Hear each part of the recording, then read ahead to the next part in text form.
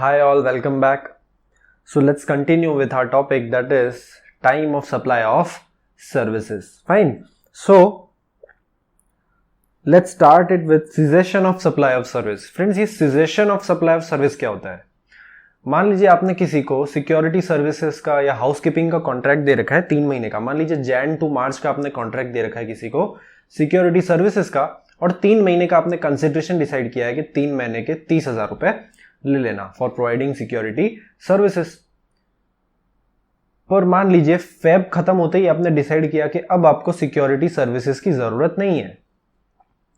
ठीक है, तो जो सप्लायर ऑफ सर्विस है और रेसिपिएंट ऑफ सर्विस, मतलब आपका क्या हो गया, कॉन्ट्रैक्ट टर्मिनेट करना पड़ेगा. कॉन्ट्रैक्ट था जैन फेब मार्च का और कंसिडरेशन था 30,000. अब आपको सप्लाई ऑफ सर्विस नहीं चाहिए, तो क्या होगा, कॉन्ट्रैक्ट टर्मिनेट करना पड़ेगा. तो इस केस को बोलते हैं सिजेशन ऑफ सप्लाई, मतलब आप इस सर्विस को अब कंटिन्यू नहीं करना चाहते. तो मान लीजिए फेब एंड तक आपने इस सर्विस को टर्मिनेट कर दिया, तो जो सप्लायर ऑफ सर्विस है उसको इनवॉइस इशू करना पड़ेगा. मैक्सिमम बाय कौन सी डेट तक इनवॉइस इशू कर सकते हैं, जिस दिन आपने ये सर्विस, ये कॉन्ट्रैक्ट टर्मिनेट किया, जिस दिन सप्लाई ऑफ सर्विस सीज हो गई. ठीक है, तो रीड करते हैं. इन case of cessation of supply of service before completion of supply. ठीक है, सप्लाई पूरा, आपका कॉन्ट्रैक्ट पूरा कंप्लीट नहीं हुआ था, लेकिन बीच में ही क्या हो गया, सीजेशन ऑफ सप्लाई. तो सप्लाई सीज कब हुआ, फेब में. 3 महीने का 30,000, तो आप दोनों ने म्यूचुअली एग्री किया कि 2 महीने सर्विस प्रोवाइड की, तो 20,000 देके डन करो. ठीक है, तो जिस दिन आपका ये टर्मिनेट हुआ contract of supply of service, उस दिन को क्या मानेंगे हम, last date to issue invoice for supply of service. तो इस केस में टाइम ऑफ सप्लाई क्या होगा, in case of cessation of supply of service before completion of supply, the invoice to the extent of supply made before such cessation. Cessation होने के दिन तक जितना भी सप्लाई हुआ, invoice should be issued at the time when the supply ceases. जब supply cease हो गया ना, उस दिन को क्या करना है, आपको इनवॉइस इशू कर देना है. मतलब हमारे एग्जांपल में इनवॉइस कब तक इशू करना है, फेब एंड तक. मान लीजिए 28 फेब है, तो 28 फेब को सप्लाई सीज हुआ, तो 28 फेब को क्या करना है, इनवॉइस इशू कर देना है. ठीक है, a contract for supply of professional services was entered for 5 lakh for the period of 2 months on 20th July 2017. क्या हुआ, contract for supply of professional services for 5 lakh और कितने महीने के लिए, 2 महीने के लिए, was entered on 20th July 2017. Friends, supply of service का जो हमने टाइम ऑफ सप्लाई का प्रोविजन देखा वो सेम रहेगा. हमने क्या पढ़ा, केवल कि इनवॉइस कब तक इशू करना है. फिर हम देखेंगे कि क्या invoice within the time limit issue हुआ तो डेट ऑफ इनवॉइस और date of payment whichever is earlier. अगर within the time limit issue नहीं हुआ तो date of provision of service. इस केस में क्या होगा, डेट ऑफ सीजेशन. ठीक है, और date of payment whichever is earlier, वो क्या हो जाएगा, आपका टाइम ऑफ सप्लाई. तो प्रोविजन सेम रहेगा, खाली हमने क्या पढ़ा कि लास्ट डेट कौन सी है इनवॉइस इशू करने की, जिसके बेसिस पे हम डिसाइड कर सकें कि टाइम ऑफ सप्लाई हमको इनवॉइस और payment date whichever is earlier लेना है, या डेट ऑफ सीजेशन और date of payment whichever is earlier लेना है. ठीक है, सो रीड करते हैं. हाउएवर ऑन 16th अगस्त, ठीक है, 20th जुलाई को स्टार्ट हुआ, लेकिन on 16th August the recipient informed the supplier that he is not willing to receive any more services. तो 16th अगस्त को क्या किया, उसने कॉन्ट्रैक्ट टर्मिनेट कर दिया.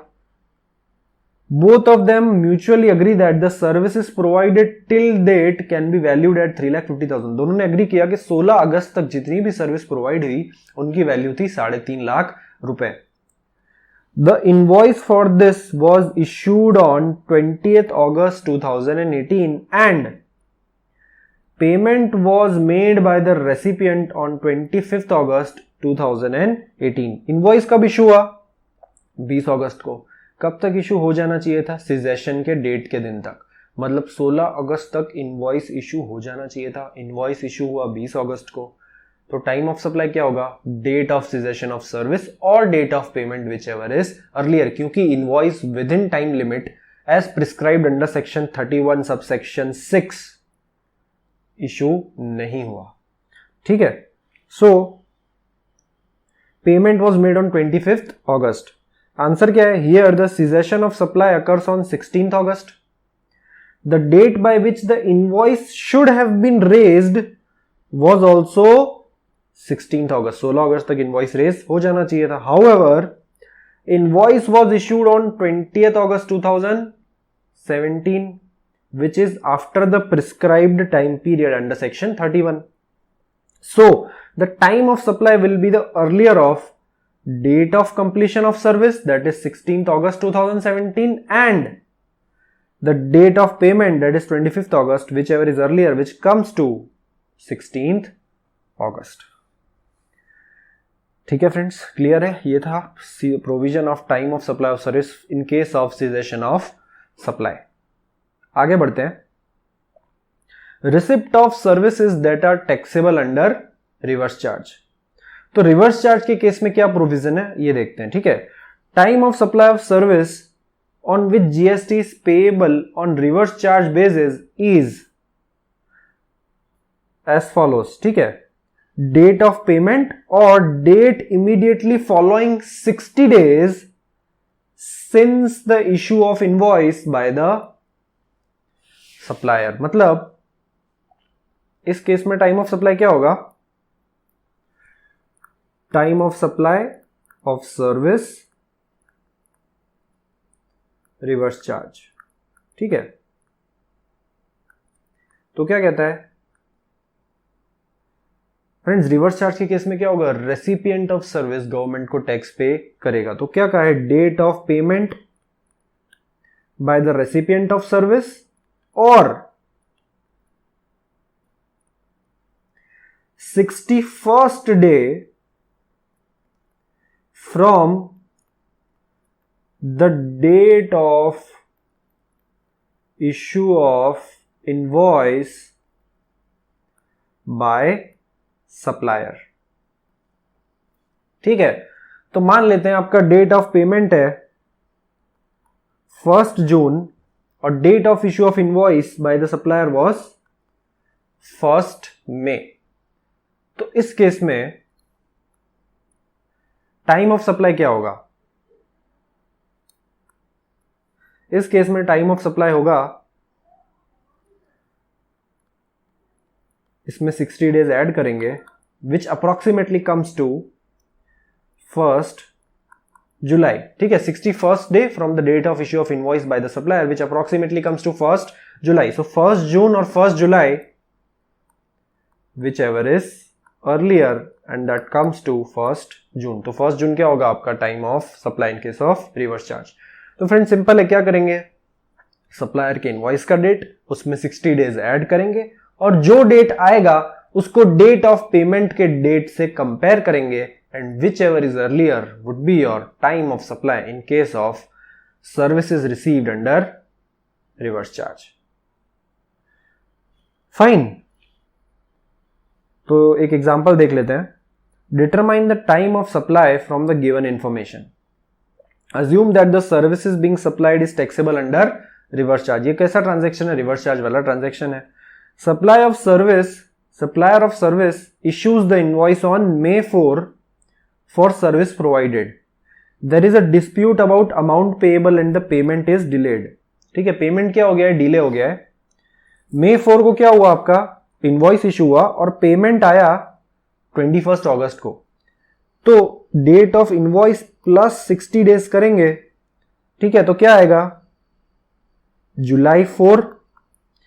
तो date of invoice plus 60 days करेंगे तो क्या आएगा? जुलाई 4. सो जुलाई 4 और date of payment whichever is earlier. Date of payment 21 August, 60 days add करने के बाद जो डे आया that is July 4. So whichever is earlier comes to 4th July, which is our time of supply. Answer देख लेते हैं. Here July 4 will be the time of supply being the earliest of the two stipulated dates, namely date of payment and date immediately following 60 days since the issue of invoice. ठीक है, क्या होगा? Date of payment और date immediately following 60 days, मतलब 61st day from the date of issue of invoice. क्या होगा हमारा time of supply? Fine.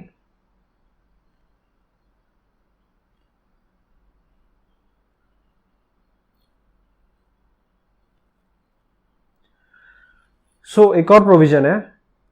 If it is not possible to determine the time of supply by using these parameters, मतलब आपके पास invoice date भी नहीं है, payment date भी नहीं है, कुछ भी नहीं है, तो उस केस में टाइम ऑफ सप्लाई क्या होगा? In case of reverse charge, then the time of supply will be the date of entry of service in the books of account of recipient of supply. जो recipient of supply है उसने अपने books of account में जिस दिन entry की होगी, that on so and so date so and so services have been received, ठीक है, तो उस डेट को क्या मान लिया जाएगा? Time of supply. ठीक है, एक एग्जांपल देखते हैं। Determine the time of supply from the given information.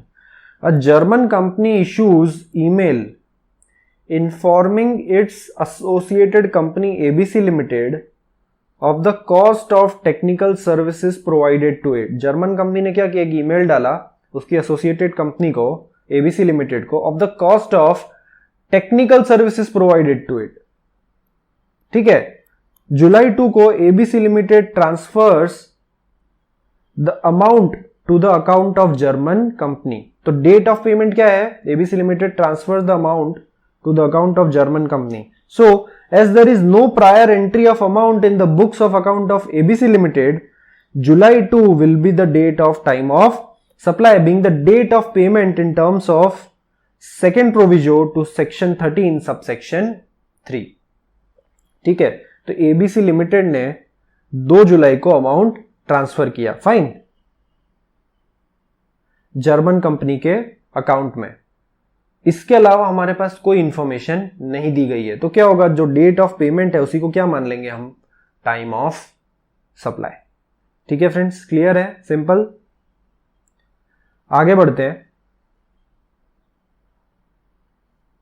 Vouchers. Friends, voucher का प्रोविजन बिल्कुल सेम है जो हमने time of supply of goods के केस में पढ़ा। क्या होगा? Date of issue of voucher और date of redemption of voucher. Issue of voucher कब होगा? when it is identifiable on the date of issue of voucher that कि आप इस वाउचर से कौन सा गुड्स खरीदोगे या कौन सी सर्विसेज अवेल करोगे। अगर date of issue of voucher के दिन आपको नहीं पता है कि कौन सी सर्विस अवेल करोगे, तो date of redemption of voucher क्या होगा आपका? Time of supply. ठीक है, रीड कर लेते हैं एक बार। Time of supply of vouchers that are exchangeable for services is stipulated as the date of issue of voucher if the supply is identifiable at that point or the date of redemption of voucher in other cases. ठीक है, if supply is identifiable at that point, मतलब on the date of issue of voucher, if you can identify कि इससे क्या supply होगा, तो that date is time of supply. If it is not identifiable, तो क्या होगा? Date of redemption of voucher. ठीक है, गुड्स के केस में हमने एग्जांपल लिया था, सुपरमार्केट में जाते हैं, मल्टीपल गुड्स होते हैं, वाउचर मिला, वाउचर एक स्पेसिफिक गुड्स का मिला, तो it is identifiable on the date of issue कि इसका क्या होगा। अगर वाउचर मल्टीपल प्रोडक्ट्स के लिए मिला तो नहीं पता है कि एट अ फ्यूचर डेट जब ये वाउचर रिडीम होगा तो इससे कौन सा प्रोडक्ट खरीदा जाएगा, है ना। तो date of redemption of voucher क्या हो जाएगा उस केस में?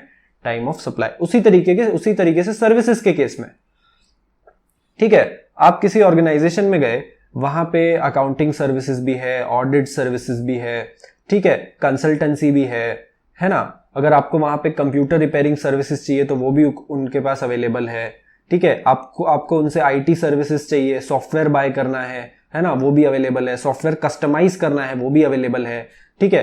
तो आप उनसे जो भी परचेस करते हो, मान लीजिए आपने परचेस किया 10,000 से ऊपर, ठीक है, तो उस केस में क्या होगा? उस केस में आपको अगर वाउचर इशू हुआ तो वहां पे मल्टीपल सर्विसेज होने की वजह से आपको नहीं पता है कि आप ये वाउचर को किस चीज के लिए यूज करोगे, तो उस केस में क्या होगा? Date of redemption of voucher would be your time of supply.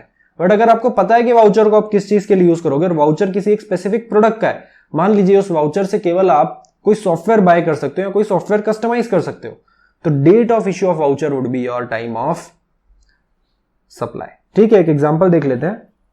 Best Hospitality Services enters into an agreement with Drive Marketing Limited by which Drive Marketing Limited markets Best Hospitality Services, hotel rooms and sells coupons/vouchers redeemable for a discount against stay in the hotel। क्या बोला है? Best Hospitality Services has entered into an agreement with Drive Marketing। किस चीज के लिए? Drive marketing क्या करेगा? Market करेगा हॉस्पिटैलिटी सर्विसेज, होटल रूम्स, ठीक है, और क्या करेगा, कूपन सेल करेगा for discount against stay in a hotel, as the supply against which the voucher will be redeemed is identifiable. ठीक है, सप्लाई जो आपने जो वाउचर दिए उसके अगेंस्ट जो सप्लाई होने वाला है वो आइडेंटिफाइबल है। कैसे आइडेंटिफाइबल है, इससे क्या होगा, वाउचर से क्या करोगे आप, होटल रूम ले पाओगे, है ना। तो supply at a future date is identifiable in this case, so the time of supply of the voucher will be its date of issue. ठीक है फ्रेंड्स, सिंपल है।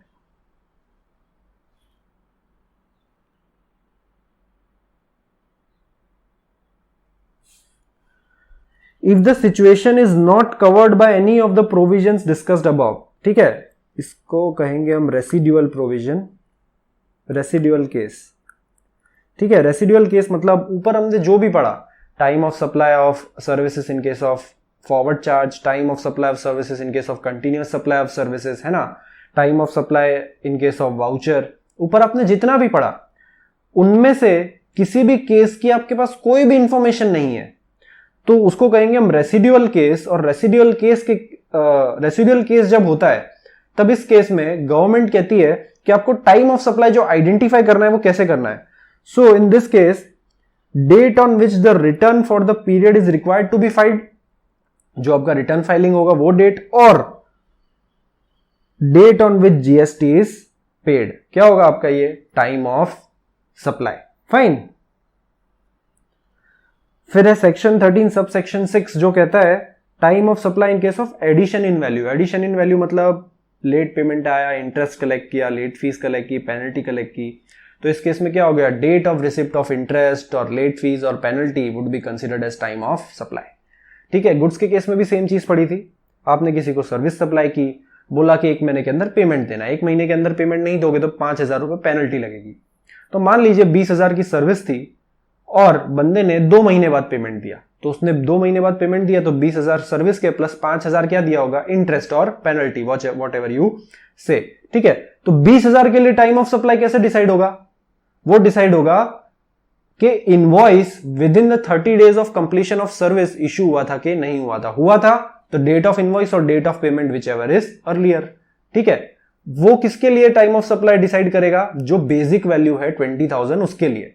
लेकिन जो आपने लेट फीस चार्ज करी, ठीक है, जो लेट फीस आपने चार्ज की 5,000 रुपीज, उसके लिए उस पे जो जीएसटी लगेगा वो गवर्नमेंट को कब पे करना है, तो time of supply would be date of receipt of such late fees.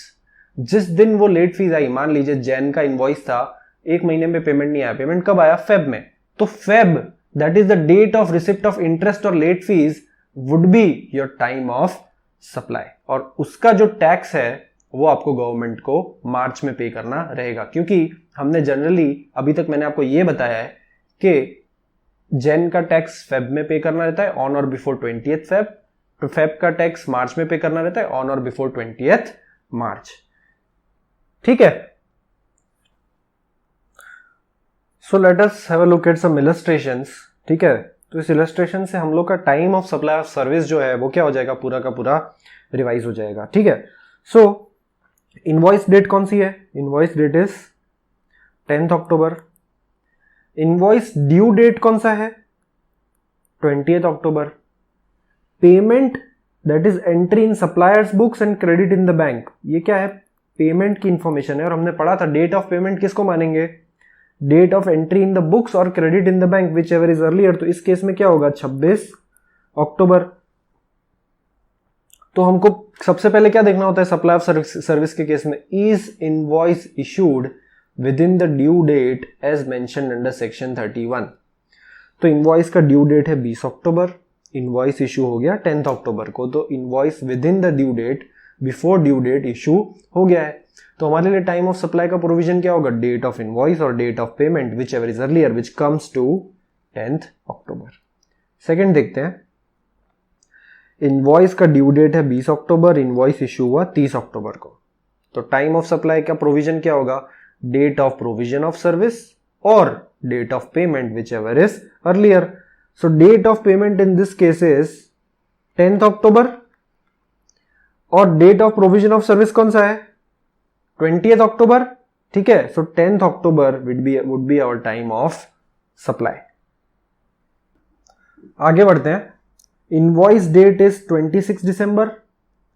Commencement of service is on 20th October. Completion of service is on 16 November. So completion of service के with in 30 days के अंदर क्या होना चाहिए, invoice issue हो जाना चाहिए। सो 30 days complete होते हैं 16 दिसंबर को। इनवॉइस इशू हुआ है 26 दिसंबर को, which is not within 30 days from the date of completion of service. तो इस केस में क्या प्रोविजन होगा, डेट ऑफ पेमेंट और date of completion of service whichever is earlier. So date of completion of service is 16 नवंबर, date of payment is 20th Jan, and hence 16th November would be our time of supply. Advance received 30 अक्टूबर को क्या हुआ, invoice issue हुआ। Service complete कब हुई, 30 दिसंबर को। तो with in 30 days invoice issue हो जाना चाहिए। तो इनवॉइस तो बहुत पहले इशू हो चुका है, ठीक है।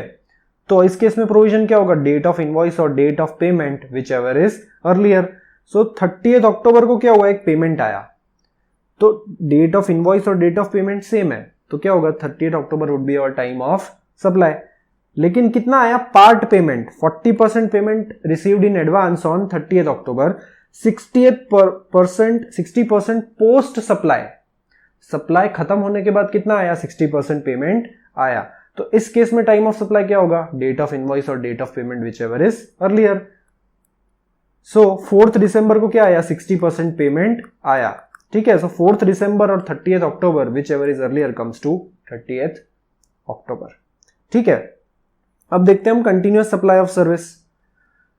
तो कंटिन्यूअस सप्लाई ऑफ सर्विस के केस में क्या लिखा है, contract provides for payment to be made on monthly basis on 10th of succeeding month. मतलब जैन का पेमेंट 10th फेब तक, फेब का पेमेंट 10th मार्च तक, इस तरीके से पेमेंट करना है। कहां लिखा है, कॉन्ट्रैक्ट में। So 10th of succeeding month is the last date for issue of invoice. मतलब invoice should be issued on और before 10th of succeeding month. उससे पहले हो गया इनवॉइस इशू तो इनवॉइस और payment whichever is earlier, नहीं हुआ तो date of completion of service और date of payment whichever is earlier क्या होगा, हमारा time of supply. Invoice date is 2nd November, date as per contract is 10th November. So invoice is issued well before the due date. Receipt of payment is 15 November. So date of invoice or date of payment whichever is earlier comes to date of invoice, that is 2nd November. Invoice date is 17 December. Contract date is 10 December. So invoice is issued after the due date. तो इस case में date as mentioned in the contract, मतलब कौन सा, date of completion of service और date of payment whichever is earlier. 10th December और receipt of payment that is 15 December, whichever is earlier comes to 10th December, that is our time of supply. Invoice date 10th Jan, as per contract 10th Jan, so invoice is issued well within the time limit. Payment is received on 6th Jan, so date of invoice और date of payment whichever is earlier comes to 6th Jan. Next क्या है, contract provides for payment on completion of event, recipient to pay within 1 month from the date of completion. क्या बोला है, contract provides for payment on completion of event, recipient to pay within 1 month from the date of completion. Event complete होने के with in 1 month क्या करना है, payment करना है, ठीक है। तो देखते हैं invoice within the time limit issue हुआ है या नहीं हुआ है। So invoice date is 12th November, 10 नवंबर क्या था, ड्यू डेट। तो इनवॉइस लेट इशू हुआ है, तो इस केस में date as per the contract और date of payment whichever is earlier which comes to date as per the contract क्या हो गया, 10 नवंबर का होगा अपना time of supply. 24 April invoice date, 24 April contract date, date as mention in the contract, so invoice is issued well within the time limit. और receipt of payment is 20th April, so 24 April और 20th April, whichever is earlier comes to 20th April. अब देखते हैं reverse charge वाले cases. So reverse charge वाले cases में क्या है, डेट ऑफ इनवॉइस है 31 October, date of completion of service है 31 अक्टूबर, रिसिप्ट ऑफ पेमेंट है 20th November। तो हम क्या करते थे, date of invoice plus 60 days और उसको हम कंपेयर करते थे डेट ऑफ पेमेंट से, और whichever is earlier would be our time of supply. So 31 अक्टूबर में आप 60 दिन ऐड करोगे तो it will approximately come to November and December. It would approximately be around 38 December और 31 दिसंबर। डेट ऑफ पेमेंट क्या है? 20th नवंबर। तो टाइम ऑफ सप्लाई क्या होगा? 20th नवंबर। Date of invoice 31st October, date of payment 5th नवंबर। So again here the time of supply would be 5th November. Date of invoice is 31st October.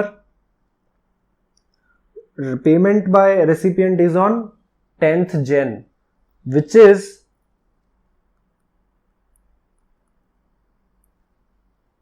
after the December. That is, इसमें हम 60 days add करेंगे date of invoice में, तो it would come around 31st December. So 31st December और 10th Jan, whichever is earlier, it will come to 31st December, which is our time of supply. ठीक है,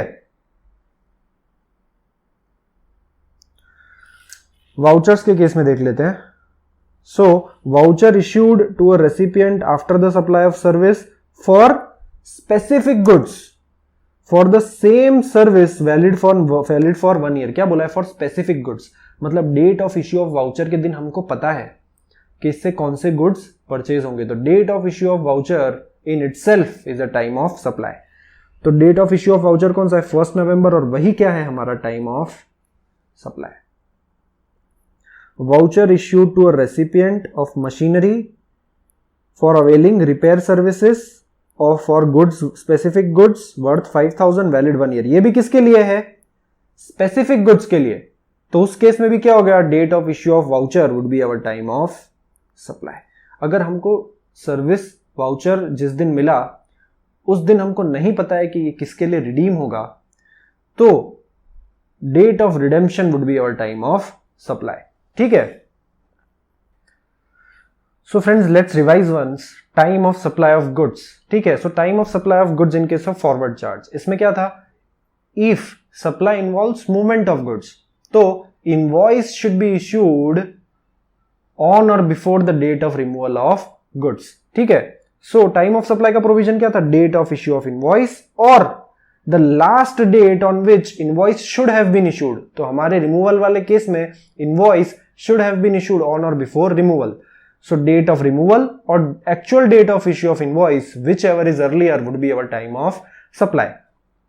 if goods does not involve movement, तो date of making goods available to the buyer और date of delivery of goods to the buyer और actual date of issue of invoice whichever is earlier would be our time of supply. ठीक है, ये हो गया forward charge के case में। फिर हमने देखा था time of supply of goods in case of continuous supply. इसमें क्या था? Date of issue of invoice और the last date on which invoice should have been issued. Last date के केस में क्या हो सकता था? 2 तरीके के कॉन्ट्रैक्ट। एक कॉन्ट्रैक्ट जिसमें क्या था? Date of issue of periodical statement. तो अगर पीरियोडिकल स्टेटमेंट वाला है तो date of issue of periodical statement और actual date of issue of invoice whichever is earlier would be our time of supply. और पेमेंट के case में क्या था? Date of receipt of periodical payment. अगर आपका कॉन्ट्रैक्ट कहता है कि स्पेसिफिक पेमेंट डेट है आपके कॉन्ट्रैक्ट में, तो जिस दिन पेमेंट रिसीव हुआ वो डेट क्या है? Last date to issue invoice. So date of receipt of payment और date of invoice whichever is earlier would be our time of supply. ठीक है, 2 तरीके के कॉन्ट्रैक्ट से time of continuous supply of goods के case में। फिर हमने देखा था time of supply on sale on goods sent on approval for sale और रिटर्न बेसिस। इस केस में क्या था? Date of issue of invoice और the last date on which invoice should have been issued. So last date would be either the date of acceptance of goods, and if goods are not accepted within 6 months, date after the 6th month from the date of removal of goods would be our time of supply. ठीक है, so date of issue of invoice और date of acceptance of goods whichever is earlier. अगर ये case नहीं है तो date of issue of invoice और date after 6th month from the date of removal of goods would be our time of supply. ठीक है, उसके बाद हमने देखा था हमने पढ़ा था time of supply of service, जो अभी हमने रिसेंटली एग्जांपल्स के साथ रिवाइज कर लिया. ठीक है friends, so we are done with time of supply. In next lecture we will be starting with value of supply.